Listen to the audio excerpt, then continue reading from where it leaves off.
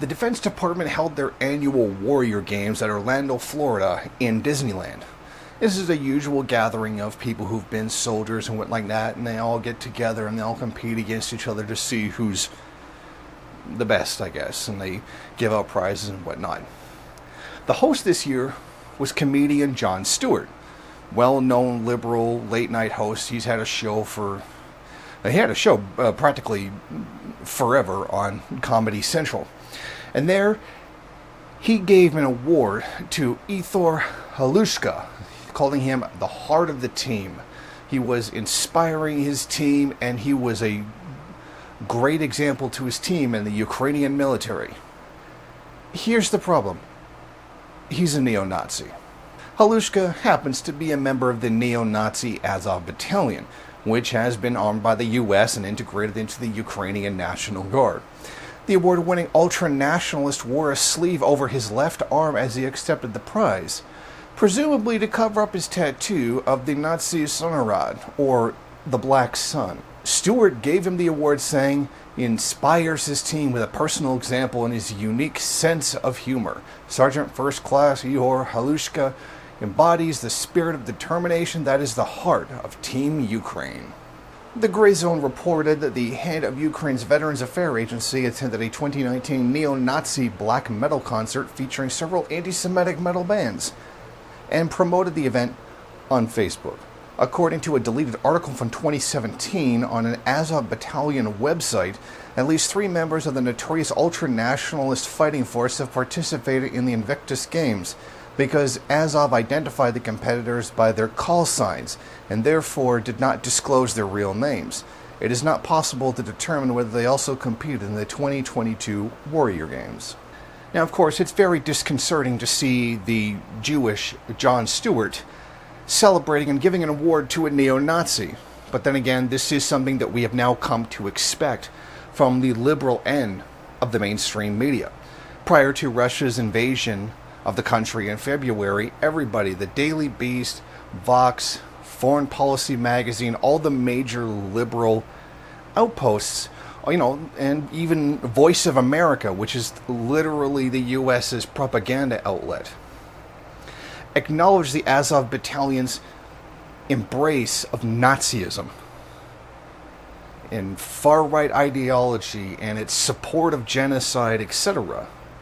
But then, as soon as corporate America started getting behind this, or the propaganda war machine, the propaganda machine of the war machine started up, all of a sudden this started being downplayed. And, then it became all of a sudden not really all that big of an issue anymore. And they started to rehabilitate their image. What's frightening here is how fast liberals have embraced fascism. Yes, liberals have embraced fascism to a very large degree. And it's frightening because it serves the mainstream narrative. And liberals are a mainstream narrative.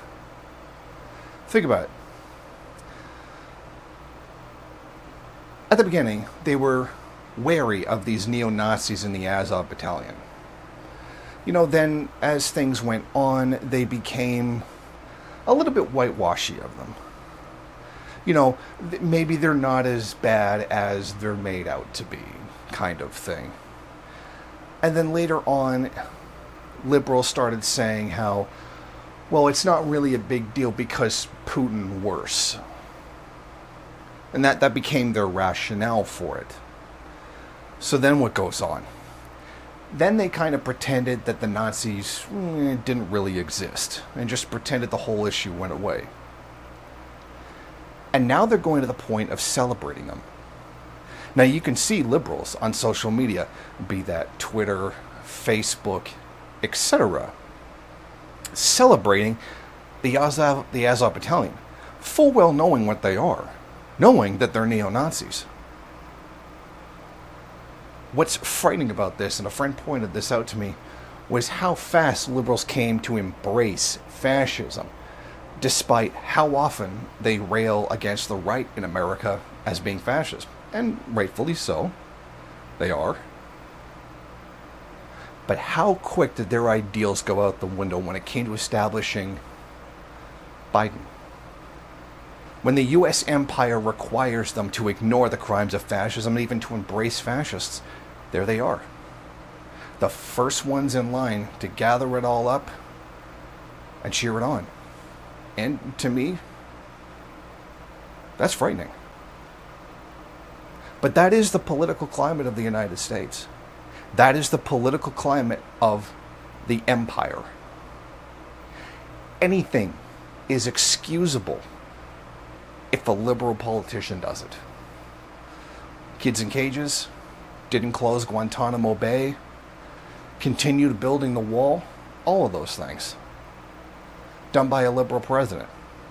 All of them ignored by liberals.